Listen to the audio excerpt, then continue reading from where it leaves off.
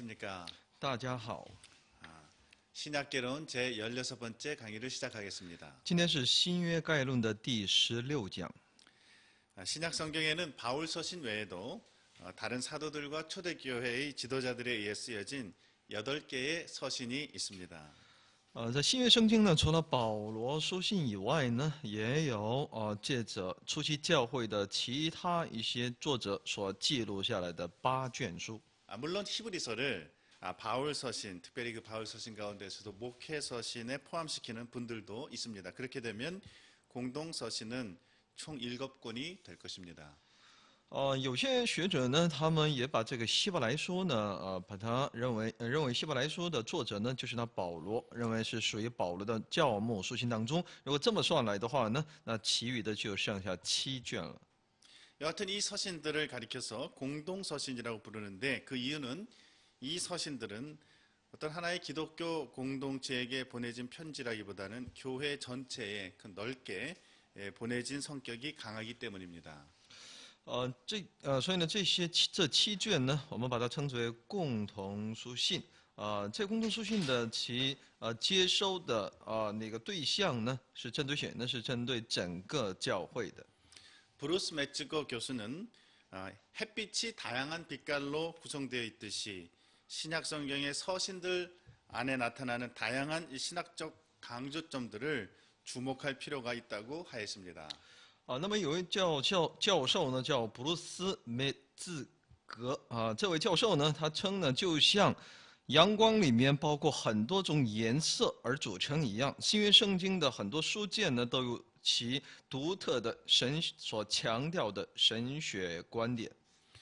부활하신 그리스도의 영께서 교회에 말씀을 주실 때 여러 종들을 통해서 복음의 다양한 국면을 증거하게 하신 것에 대해 우리는 감사해야 합니다. 那么复活的基督呢，借着其灵向教会传递着其福音的多方面。 이제 공동서신에 대해서는 뒤에 살펴보기로 하고 이번 시간에는 히브리서에 대해서 주로 살펴보도록 하겠습니다. 至于其他一些共同书信呢，我们在以后的时间当中我们会继续来分享。那么今天呢，我们一起来了解分享的是希伯来书。 먼저 히브리서의 저자와 수신자에 관해서입니다. 那么首先是希伯来书的作者和其写的对象。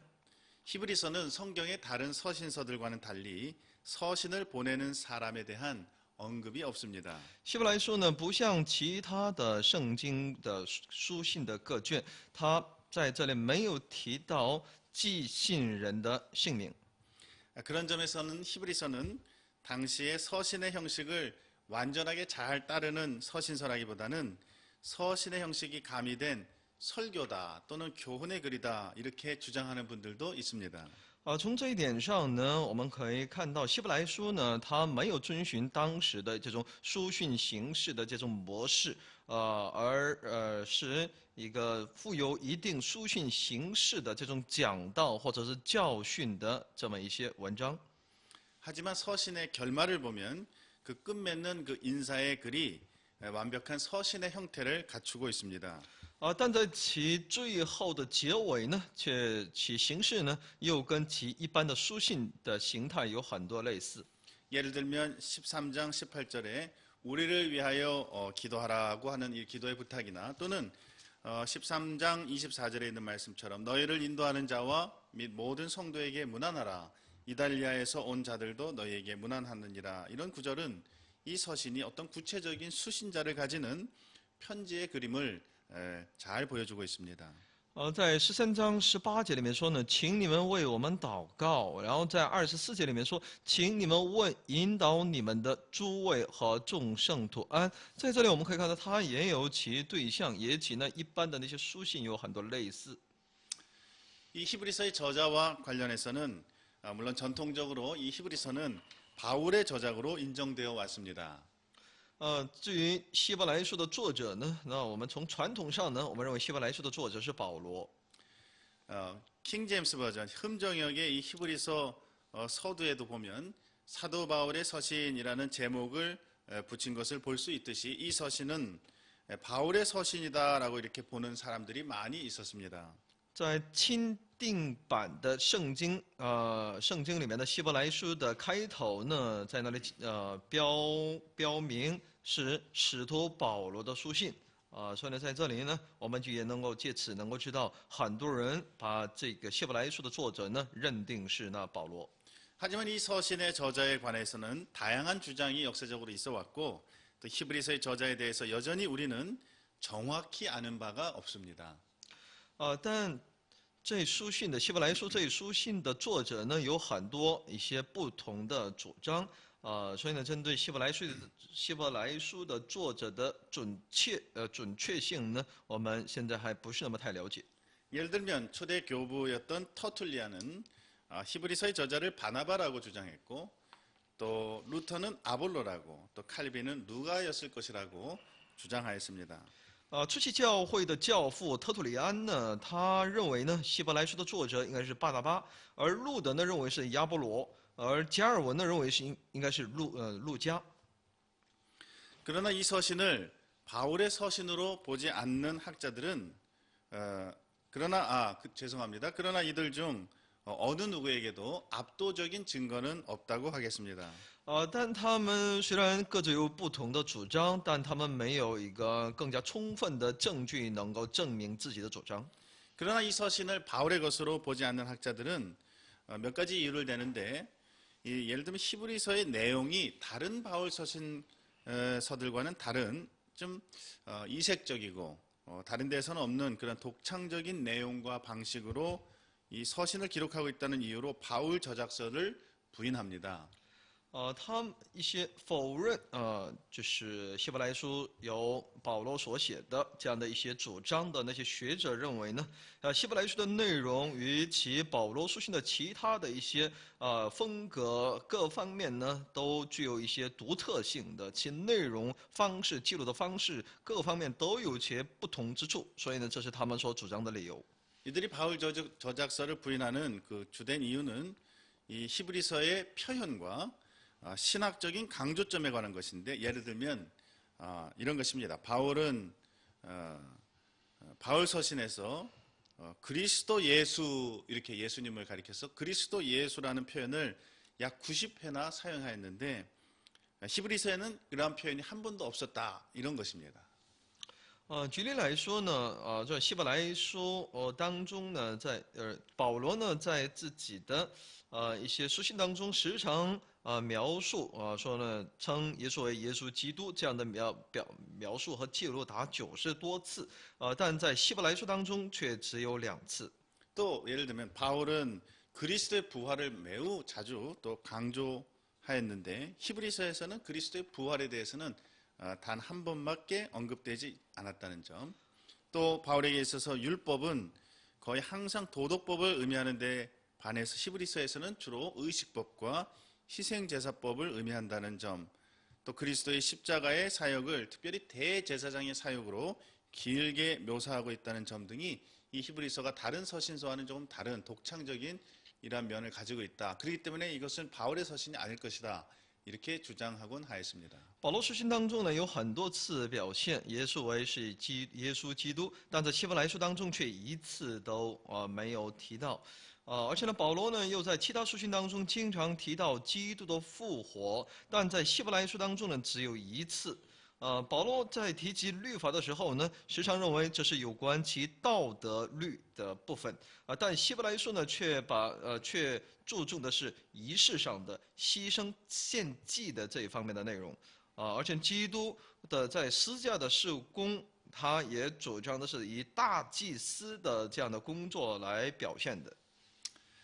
하지만 다른 서신들과 이런 내용이나 표현상에 있어서 차이가 난다는 그런 사실이 반드시 이 서신의 저자가 바울이 아니어야 한다는 결정적인 증거는 될 수 없습니다. 但这些与其他保罗书信所不同的、不一样的这些不同之处呢，不应当成为肯定其希伯来书不是保罗所写的证据。 오히려 로버트 레이몬드 교수 같은 분은 지적하기를 바울은 참으로 위대하고 심오한 사상가였기 때문에 그의 어휘라든지 그의 논리의 난해함 또는 독창성이야말로 바울의 특징이라고 할 것이다. 이렇게 그러므로 이 히브리서가 나머지 바울 서신과 다른 어떤 독창적인 새로운 것을 가지고 있다는 것이 바울의 저작서를 부인하는 근거는 될 수 없다고 주장하였습니다.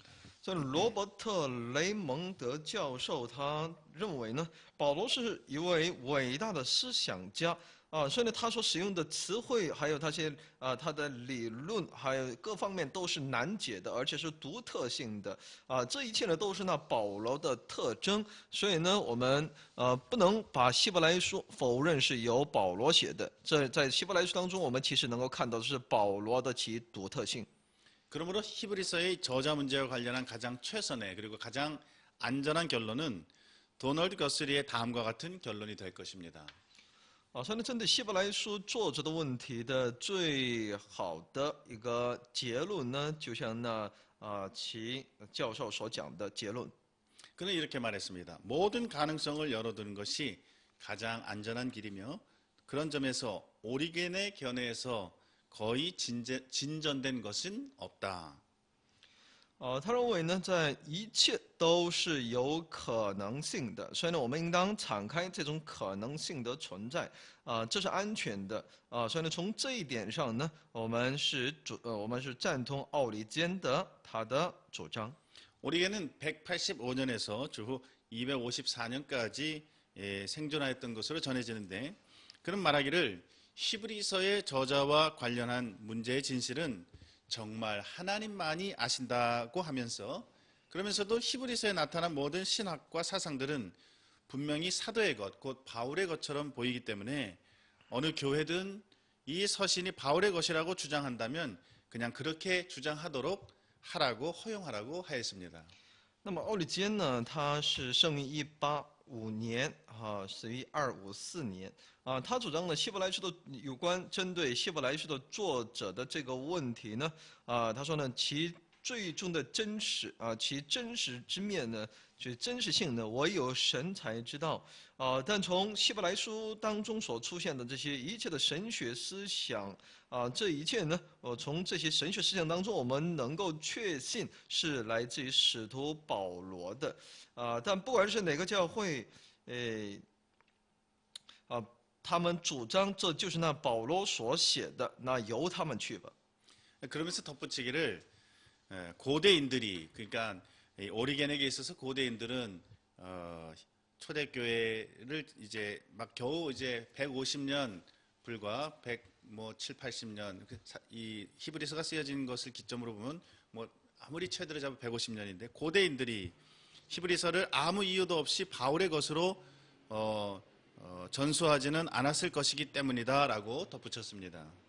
而且呢，他还说呢，那古人也就是在其150年前了，这也是在初期教会的那些人，他们绝对不会毫无理由的那么主張。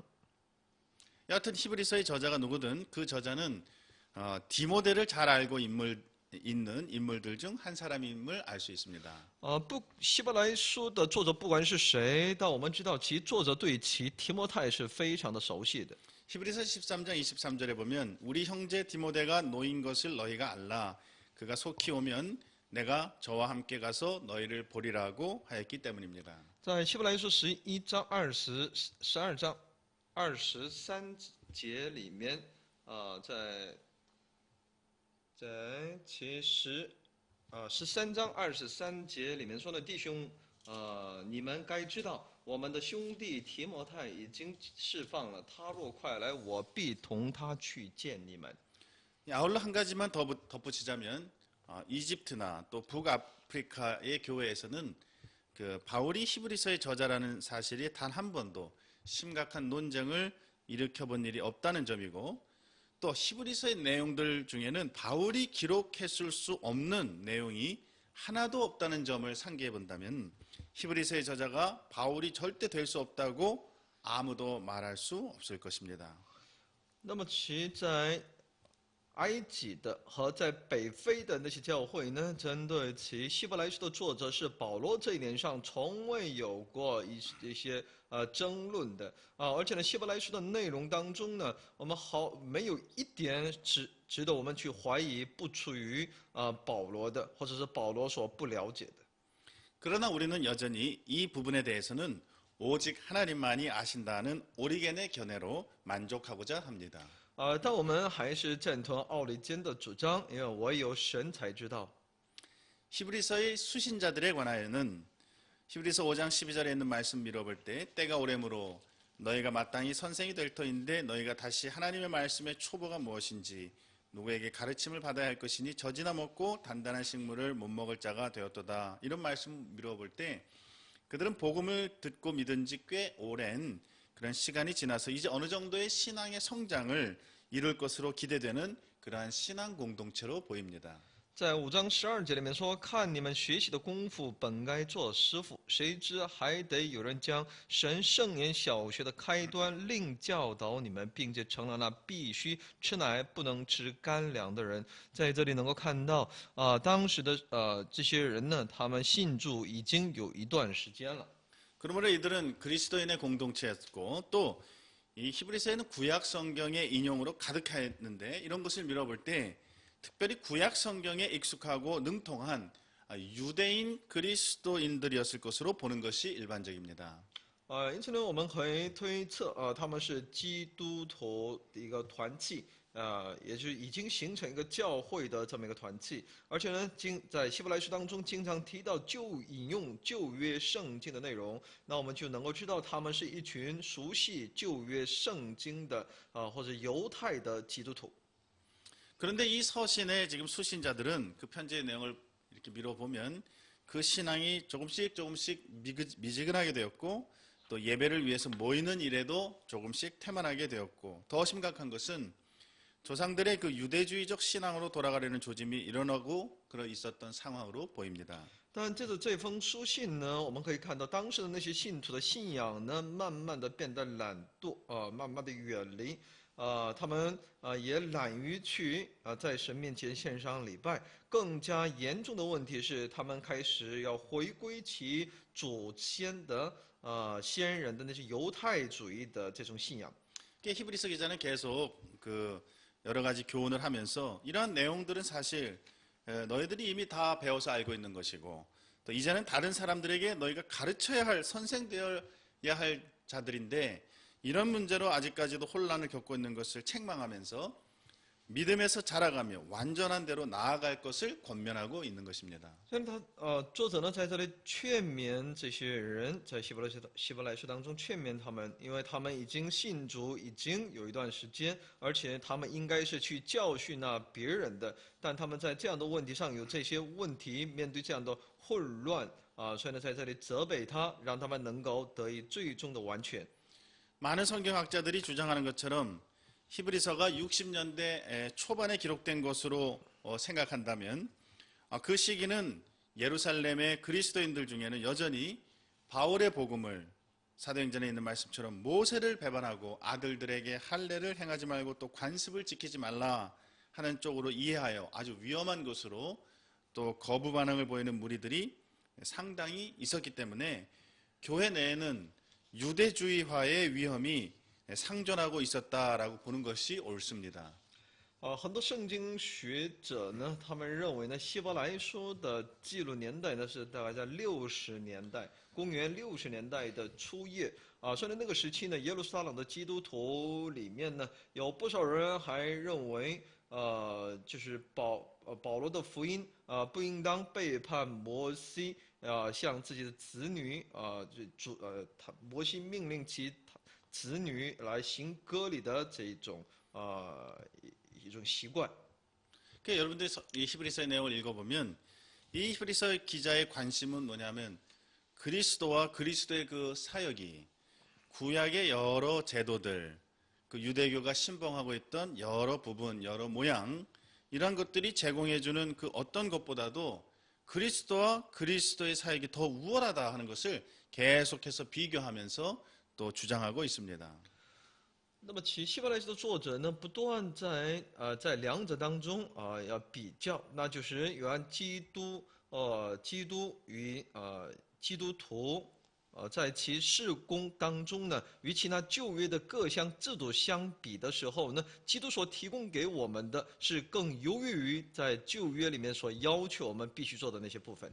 그래서 히브리서는 유대교에 대한 기독교의 우월성이라고 할까요? 이러한 그리스도의 우월성을 강조하면서 특별히 1장부터 10장까지는 그리스도께서 어떻게 탁월하신 분인가, 그리스도의 우월성이라고 하는 하나의 큰 주제를 지금 다루고 있습니다. 所以呢，在希伯来书所强调的就是那基督教的优越性，也就是基督的优越性。所以呢，从第1章到第10章的内容阐释的就是有关基督的优越，这是其最大的一个主题。 그러면 이제 히브리서의 내용을 살펴보도록 하겠습니다. 那我们看一下希伯来书的内容。 먼저 히브리서는 그리스도의 우월성을 다루면서 그리스도의 신성에 대한 확신으로 시작하고 있습니다. 那么首先呢，希伯来书呢以基督的优越性来开始，从其基督的神性的确信而开始。 그리스도는 2절에 보면 그 아들인데 그의 하나님의 아들로 소개하면서 만유의 후사요 모든 세계를 하나님이 그로 말미암아 창조하신 것을 말씀하면서 이는 3절에 보면 하나님의 영광의 광채시요 본체 형상이시라 그의 능력의 말씀으로 만물을 붙드시며 죄를 정결케 하는 일을 하시고 높은 곳에 계신 위엄의 우편에 앉으셨느니라고 하였습니다. 在第1章2到3节里面说呢，就在这末世呢，借着他儿子晓谕我们，又早已立他为承受万有的，也曾借着他的创造诸世界。他是神荣耀所发的光辉，是神本体的真相，常用他全能的命令托住万有。他洗净了人的罪，就坐在高天至大者的右边。 이것은 그리스도께서 하나님이시다라고 하는 것을 말하는 것입니다. 在这里呢，也在告诉我们，基督就是神。 창조하신 하나님 또 섭리로 다스리시는 왕이시라는 것입니다. 所以呢，他就是那创造的主，也用他的工作呢来治理着这大地。 1장 8절에서 더 직접적으로 이렇게 말씀합니다. 아들에 관하여는 하나님이여 주의 보좌가 영영하며 주의 나라의 홀은 공평한 홀이니이다라고 말함으로써 그리스도를 그 아들을 직접적으로 하나님이여 또는 주로 선언하고 있습니다. 在第8节里面说呢，论到其子却说呢，神呢，你的宝座是永永远远的，你的国权是正直的。在这里呢，称其子为神。 자, 이제 그리스도는 하나님이시다라고 하는 것으로부터 시작하고 있습니다. 所以呢，它的开始，希伯来书的开始呢，就是主张基督就是神。 그리고 이 그리스도의 우월성에 대한 논증은 계속되고 있습니다. 然后不断的来强调论证其基督的优越性。 1장 이제 4절부터 4절부터 이어지는 말씀 보면 그는 또한 천사보다 우월하시고 뛰어나신 분이다라고 하는 것을 증거하고 있습니다. 第4节以下呢，也在不断的做见证，说呢，他是比那天使的名更为尊贵的。 시편 97편에 하나님의 모든 천사가 저에게 경배할지어다라고 하셨고 그 말씀을 인용했고 또 주는 영존할 것이요 또 주는 여전하여 연대가 다함이 없을 것이라 어떤 천사도 앉을 수 없는 하나님 보좌 우편에 앉아 계시는 분이시다라고 하는 것을 그리스도를 천사와 이렇게 비교하면서 천사보다 훨씬 우월하신 분이신 것을 입증하고 있습니다. 而且说呢，神使长子到世上来的时候呢，就说神的使者都要来拜他在这里呢，我们看到基督的这种地位呢，是远高于神的使者天使的。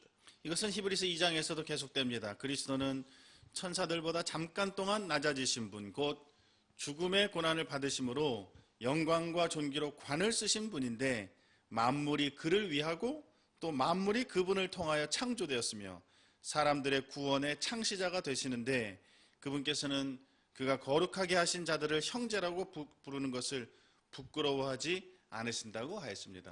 而且在2章的内容当中说呢，神叫基督呢比天使微小一点，赐他荣耀尊贵为冠冕，并将他手所造的都派他管理，叫万物都服在他的脚下，既叫万物都服他，就没有剩下一样不服他的。 이제 그리스도의 하나님 되심, 신성에 대해서 시작했고 천사보다도 우월하시고 뛰어나신 분이라고 이야기했습니다. 이 다음에는 이제 3장에서는 그리스도께서는 모세보다도 우월하신 분임을 주장합니다. 而且在第3章的时候呢，认为基督呢是比那摩西更为尊荣。 3장 3절에 있는 말씀처럼 그는 모세보다 더욱 영광을 받을 만한 분이십니다. 在3章第3节里面说呢，他比摩西算是更多得荣耀。 모세는 유대교에 있어서 참으로 가장 탁월한 그런 위치에 있는 인물이었습니다. 摩西呢，在其犹太教里面是一个拥有最高威望的一位。 그러나 모세는 하나님의 종과 사환이었지만 그러나 그리스도는 하나님의 집의 아들이시라는 점을 강조합니다. 但作为基督呢，却是神家的儿子，在这里强调这一点。 또는 그는 믿는 도리의 사도시며 대제사장이 되신 분입니다. 他又是我们的使徒，是那大祭司。 그러면서 이스라엘이 과거에 출애굽할 때에 모세와 같은 선지자를 따르지 않고 믿지 않아서 불순종하여서 안식에 이르지 못했던 것을 상기시키면서 그리스도의 복음을 듣고 모세보다 더 뛰어나신 분의 복음을 듣고 그 마음을 강팍하게 하지 말 것을 경고하고 있습니다. 而且呢，在这里提到以色列呢，过去在出埃及的时候呢，没有追随像摩西这样的，没有顺服也作为像摩西这样的一个先知，所以呢，也要求他们来让他们知道以往的这些他们先人的这样的一个过错，让他们要听基督的福音，不要心里刚硬。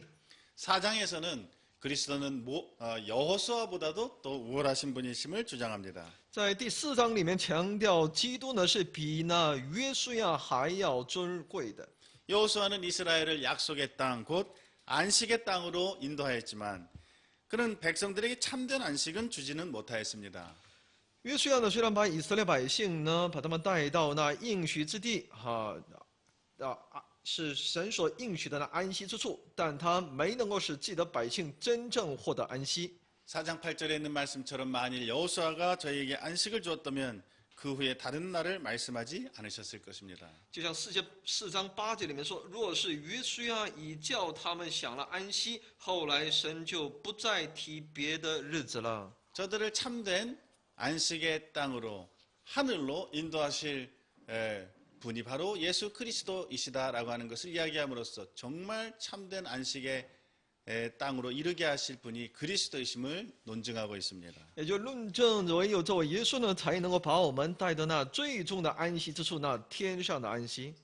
그리고 이제 그 다음 이어지는 히브리서 4장 14절부터 7장 28절까지는 그리스도께서는 구약의 제사장 또는 구약의 어떤 대제사장들보다도 우월하신 분임을 논하고 있습니다. 希伯来书4章14节到7章28节呢，所强调的是基督就是那旧约的祭司，也就是那大祭司，比那任何的大祭司更加尊贵的。 그리스도께서 구약의 그 제사장보다 더 나은 제사장이다 하는 말입니다. 也就是基督呢，是在那以往历史当中的，比起那任何一位大祭司还要伟大。 그리스도는 우리의 큰 대제사장으로서 하늘에 올라가셔서 우리를 그 하늘의 안식으로 친히 인도하실 것이며 우리는 모두 저 안식에 들어가기를 힘써야 한다고 하였습니다. 那么基督呢，是我们的大祭司，我们要借着他进到那永远的天上的安息，他会带领我们，所以呢，我们应当竭力进入到那安息当中。 히브리서의 저자는 예수님을 대제사장으로 소개하면서 최초의 대제사장이었던 아론이 하나님의 부르심에 의해 세워졌던 것처럼 그리스도께서 대제사장 되시는 것도 너는 내 아들이니 내가 오늘날 너를 낳았다 하신 말씀이나 내가 영원히 멜기세덱의 반차를 줬는 제사장이라고 하신 구약 성경의 말씀처럼 하나님의 보내심으로 세워진 대제사장임을 가르칩니다. 他在希伯来书的作者在介绍这位耶稣就是那大祭司的同时呢，他主张呢，就像那亚伦被神所呼召成为那大祭司一样，那我们的基督呢，也同样成为那大祭司，就像那诗篇2篇7节里面所讲的你是我的爱子，今日我生你还有他。 在诗篇当中，110篇当中又能够看到他是基督是照着那永远的麦基洗德的班次来成为那大祭司的所以呢，旧约圣经的话语呢，见证其耶稣这位基督呢，就是那神所差遣的大祭司。 그리스도의 제사장직을 구약 성경의 신비의 인물인 멜기세덱의 제사장직과 비교하고 있습니다. 作者呢把其基督的祭司的这样的一个职分呢，与其旧约圣经的神秘人物麦基喜德的这个大祭司的这个这个职分呢相互比较。 완전한 대제사장이신 예수 그리스도의 그 특징들이 그 옛날 살렘의 제사장이요 왕이었던 멜기세덱에게서 예표되었다는 사실을 말하는 것입니다. 也就是耶稣基督的这种作为大祭司的这样的一个他的职分呢，是借着以往沙龙的大祭司，也就是麦基喜德就是那基督的预表。 근데 멜기세덱은 어떤 인물입니까? 아브라함으로부터 11조를 받고 또한 그에게 그 축복을 해준 인물 아닙니까? 그러면 이는 그가 아브라함보다도 우월하다는 것을 나타내는 것입니다. 또한 족장 아브라함보다 우월할진데 그의 후손들인 아론이나 레위 계열의 제사장들보다는 이 멜기세덱이 얼마나 더 우월할 것인가 하는 것을 논증하고 있습니다. 麦基喜德呢是从亚伯兰那里呢接受了11奉献的，然后祝福了他作为一个大祭司所以呢麦基喜德是远高于亚伯拉罕的所以呢在这里强调基督与这个麦基喜德的这种关系的时候呢，就能够我们看到基督是他的尊贵尊荣是远超过其亚伯拉罕和其亚伯拉罕的后裔亚伦和利未的整个家族。 그럼 아브라함보다도 우월하고 또 아론이나 대제사장들보다 우월한 이 멜기세덱은 그런데 오실 그리스도의 예표라고 하니 그림자라고 하니 그리스도께서 얼마나 우월하시고 탁월하신 분인가 하는 것을 입증하는 것입니다. 这样的一位麦基喜德，既然是基督的预表，那我们作者呢在希伯来书当中强调，那么基督的这种他的尊荣是何其之大。 그리스도의 제사장직은 그러므로 아론의 반차를 좇은 것이 아니라 멜기세덱의 반차를 좇은 것으로 이것은 제사장으로서는 그 제사장으로서의 그리스도는 멜기세덱과 같이 계승자가 없을 뿐만 아니라 죄 없으신 그리스도는 아론과는 달리 그 자신을 위해서 희생제사를 드릴 필요가 없는 무흠한 죄 없는 대제사장임을 입증하는 것입니다. 所以呢，基督所继承的不是呢亚伦或者利未这样的一个支派的这种传统，而是呢从这个麦基喜他是随着去麦基喜德的班次来成为其大祭司的，所以在他里面呢就不会有任何的一些罪在他的里面，他也没有必要为自己献上牺牲祭赎罪祭。 예, 그 다음에 이제 8장부터 10장 18절까지는 희생제물로서의 그리스도의 우월성에 관하여 논하고 있습니다. 从8章到10章的18节呢，在讲述的是有关其基督的作为一个牺牲祭物的基督的优越性。 그리스도는 하늘에 있는 새로운 장막의 제사장이다 이렇게 말합니다. 基督是天上的新的帐幕的祭司。 그리고 그의 중재적인 사역은 옛 언약을 대신하여 새 언약의 규정들에 근거하고 있다고 히브리서 8장에 계속 이야기합니다. 希伯来书8章在告诉我们，他所成就的是代替那旧的约而履行起新的约。 히브리서 기자는 계속 반복해서 날마다 제물을 드려야 하는 모세의 그 성막 또는 성소를 이야기하면서 그러나 구약의 이러한 성소는 하늘에 있는 하늘에 있는 성소의 모형과 그림자로서의 성소였다고 8장 5절에 말씀합니다. 在8章5节里面说呢，以往呢，人们的每天都得献礼物献祭但在5节里面说呢，他们供奉的是本是天上式的形状和影像正如摩西将要造帐幕的时候蒙神警戒他的。 또 9장 또 7절 이하에 보면 이 장막은 실제로는 1년에 단 한 차례 대제사장만이 들어갈 수 있는 장막이고 나머지 사람들은 그 성소로 들어갈 수 있는 길이 없는 그런 성소였습니다. 那么在9章7到8节里面可以看到，这一帐幕、这一圣所呢，唯有大祭司1年才能够进去，那么一次的这么一个圣所，其他人是不可以进入到里面的。 그래서 이러한 장막, 구약의 장막은 현재까지의 비유라고 말하고 있습니다. 所以呢，这个帐幕呢，就是那一种比喻。 그리스도께서는 우리의 대제사장으로서 이러한 장막에 들어가신 분이 아니라 참 하늘에 들어가사 또는 참 하늘의 성소에 들어가셔서 이제 우리를 위하여 하나님 앞에 나타나셨다고 하였습니다. 而且说呢，因为基督呢，并不是进了人所造的那圣所，乃是进了天堂，如今为我们显在神面前。 여러분들 그림이 그려지십니까? 大家能够想象得到吗？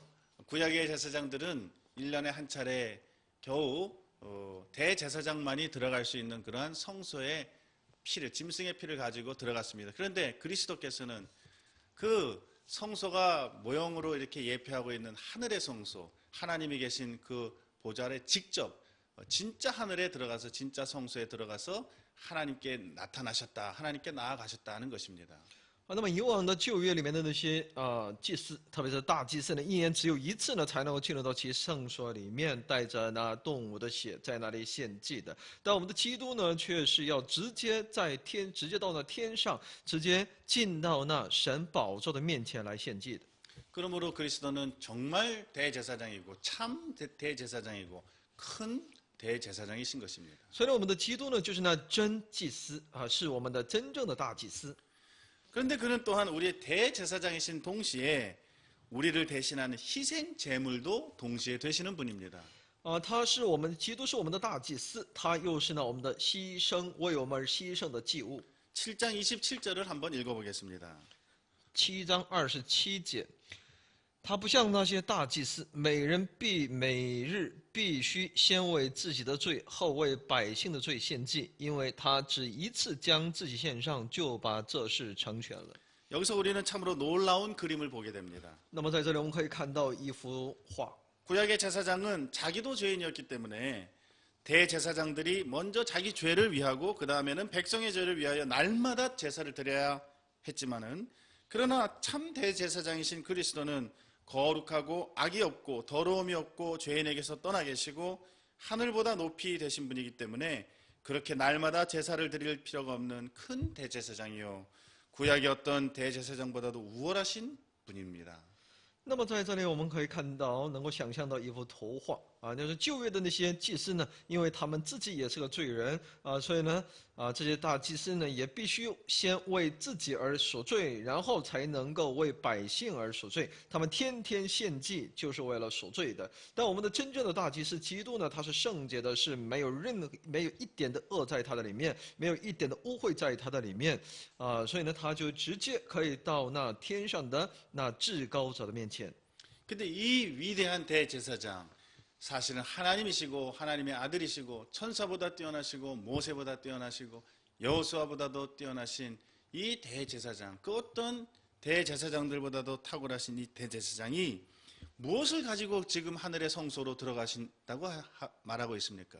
那么说，这位我们的真正的大祭司，比摩西还高，比约书亚还高的这位尊贵的这位大祭司，是带着什么来到神的面前献祭呢？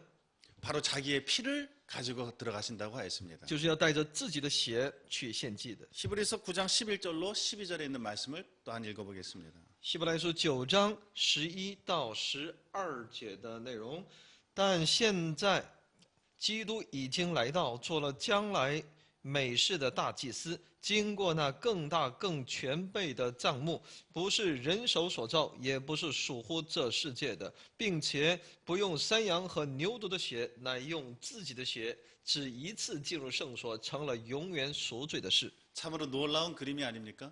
真的是让我们非常惊奇的一幅画。 위대하신 하나님이시여 하나님의 아들이신 대제사장 그리스도께서 자신의 피를 가지고 우리를 대속하시고 우리를 위한 제사를 드리기 위하여 하늘의 성소로 들어가는 모습입니다. 那么就是这位我们的神，他为了赎我们的罪呢，他不是带着那动物的血，而是带着那自己的血， 그러므로 进入到永远的神的面前。 그러므로 그리스도께서는 단번에 희생 제사를 드리실 수 있었고 그 효력은 영구적인 효력을 가질 수 있게 된 것입니다. 所以呢，基督呢就可以一次而献上，而且是带着一只永远的、有效的这么一个献祭。 히브리서 9장 12절에 있는 말씀처럼 그는 염소와 송아지의 피로 아니하고 오직 영원한 속죄를 이루사 단번에 성소에 들어가셨다고 하였습니다. 就像呢9章12节里面所讲的，并且不用山羊和牛犊的血，乃用自己的血，只一次进入圣所，成了永远赎罪的事。 그리스도의 희생제물은 단순히 지상의 장막에서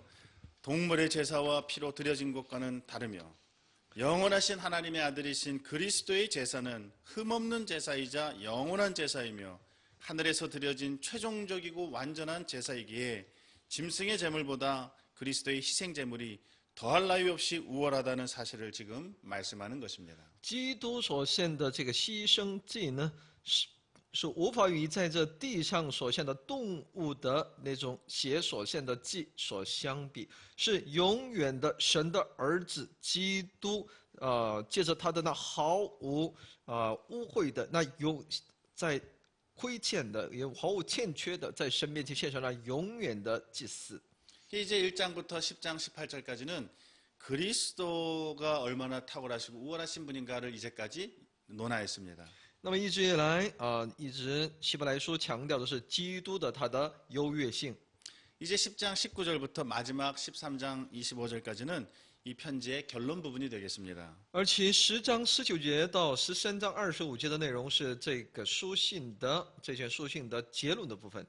이제 이 탁월하신 그리스도를 소개했으니 이 그리스도에 대해서 이제 어떻게 하라는 권면이 주로 여기에 기록되어 있습니다. 那么在这里有他在介绍了这位基督之后呢他们在这里有一些最后呢结论部分呢是有劝勉的。 이 결론 부분의 권면은 결국 참으로 유일무이하고 최종적이며 하나님이시요 천사보다 나으시고 모세나 여호수아나 대제사장 어떤 짐승의 희생 제사보다도 탁월하신 하나님과 주이신 그리스도가 계시니 이 그리스도의 영광을 보고 그를 붙잡으며 그에게서 떨어져서 다시 유대교로 배도하여 돌아가지 말라는 권면을 하는 것입니다. 那么他在这里劝勉所以呢我们的主是独一无二的他远胜过那一切天使摩西约书亚大祭司或者任何在这地上所献的动物的献祭的牺牲祭所以呢必须要遵从这位又是神又是我们的主的这位基督，牢牢的抓住他，不要离他而去，不要借着那犹太教的那种传统来离弃我们的主。 그러므로 권면은 이렇게 시작됩니다.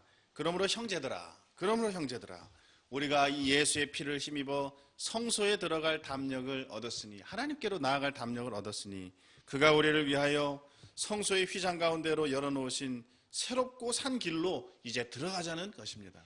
所以呢他在劝勉说呢，弟兄们，我们既因耶稣的血得以坦然进入至圣所，是借着他给我们开了一条又新又活的路，从幔子经过，这幔子就是他的身体。 생명의 주이신 하나님께로 나아갈 수 있는 길이 활짝 열렸으니 이제 그리스도로 말미암아 하나님께로 나아가자는 것입니다. 也就这扇门已经完全的打开，所以呢，我们应当走进去亲近这位神。 그리고 이제 우리에게는 하늘에 큰 대제사장이 계시니 참 마음과 온전한 믿음으로 하나님께 나아가자는 것입니다. 히브리서 10장 21절로 25절을 특별히 읽어보았으면 좋겠습니다. 在希伯来书10章21到25节里面说呢，又有一位大祭司治理神的家，并我们心中天良的亏欠已经洒去，身体用清水洗净了，就当存着诚心和充足的信心来到神面前，也要坚守我们所承认的指望，不致摇动，因为那应许我们的是信实的。又要彼此相顾，激发爱心，勉励行善。你们不可停止聚会，好像那些停止惯了的人。 倒要彼此劝勉，既知道那日子临近，就更当如此。 우리에게 베풀어 주신 이 구속의 진리를 받고도 이것을 고의로 거부하여 심판에 빠지지 않도록 주의하라는 것입니다. 也就让我们也要留意，神明明已经给我们施行了其救赎的恩典，我们明明获得了这样的一个真理，但我们不要故意的来拒绝，而陷入到审判当中。 과거에도 고난의 큰 싸움을 참았던 것을 너희가 참았지 않았느냐 그것을 상기시키면서 뒤로 물러나지 말 것을 권면합니다. 而且也让他们回想在以往的日子，在苦难的日子，他们征战并得胜的那以往的日子，来劝勉他们不要后退，继续前进。 그래서 10장 38절을 한번 읽어보겠습니다. 在希伯来书10章38节里面说：“只是一人必因信得生，他若退后，我心里就不喜欢他。” 히브리서 11장은 우리가 잘 알고 있는 믿음의 장입니다. 希伯来书11章呢，是我们所熟知的有关信心的这样一个内容。 참된 믿음으로 이제 살아갈 것을 권면하기 위하여서 믿음의 본질에 대해서 이야기하고 또 참된 믿음으로 살았던 또 승리하였던 구약의 믿음의 사람들을 하나하나 열거하면서 그리스도를 굳게 붙잡으라고 격려하고 있습니다. 在这里劝勉信徒要持守自己的信仰，让他们能知道信心的本质，让他们在信心当中能够得胜，而且呢，一一的列举了旧约的那些信心的那些先人让他们也能够从中得到鼓励，能够牢牢的抓住基督。 무엇보다 가장 위대한 모범이시며 모든 것에 뛰어나신 그리스도 곧 믿음의 주요 온전케 하시는 이인 예수를 바라보자고 권면합니다. 在劝勉要去牢牢的抓住作为我们信心的最终的榜样，就是我们的主耶稣基督。 이제 12장으로 넘어오면 이 12장의 큰 주제는 현재의 고난이 아버지의 여전히 사랑 가운데 있는 그 사랑의 증거임을 논증하고 있습니다. 12章的一个主题呢，也就是呢，现在的苦难呢，也是父神的他的慈神爱所的一个见证。 그는 자기가 받으시는 아들마다 징계하시는 아버지라고 하였습니다. 认为呢，神会对自己的子女呢进行一些神的管教。 하나님은 우리의 유익을 위하여 징계하시지만 그러나 그 가운데에서 연단을 받으면 의의 평강한 열매를 맺게 될 것이라고 하였습니다. 现在我们神为了我们的益处呢，会管教我们，但在这种管教当中，我们必能得出平安的果子。 그러므로 성도로서 당하게 되는 모든 시련과 징계도 하나님의 사랑의 손으로부터 오는 것인 줄 알고 인내하라는 권면의 말씀입니다. 所以信徒所遭遇的那一切的试炼和惩戒呢，也是从神那里而来的，所以要忍耐。 마지막 13장은 마지막 권면인데 형제 사랑이나 손님 대접이나 또 순결이나 물질 생활에 관한 실제적인 권면들을 포함하고 있습니다. 最后13章呢是一种劝勉劝勉弟兄能够彼此相爱，接待远方的客人，在物质这个各方面的生活当中都要符合其基督徒的生活。 이런 내용들은 초대교회 당시에 교회 안에서 일어나고 있었던 그런 여러 가지 윤리적인 문제들과 관련이 있을 것입니다. 也就提到那些在初期教会在教会当中里面所出现的一些伦理方面的一些问题。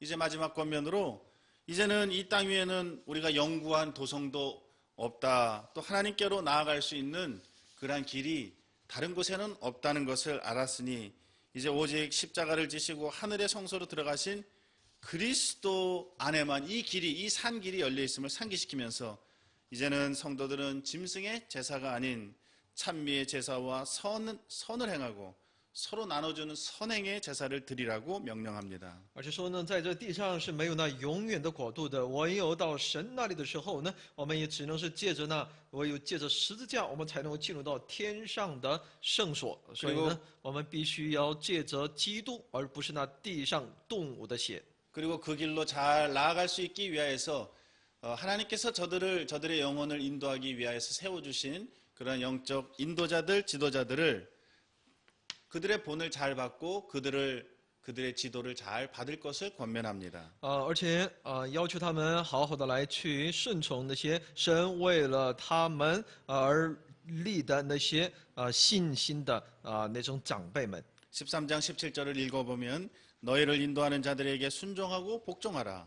저희는 너희 영혼을 위하여 경성하기를 자기가 회개할 자인 것 같이 하느니라.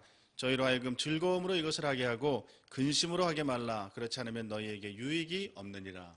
在最后17节里面说呢，你们要依从那些引导你们的，且要顺服，因他们为你们的灵魂时刻警醒，好像那将来交账的人。你们要使他们交的时候有快乐，不致忧愁。若忧愁，就与你们无益了。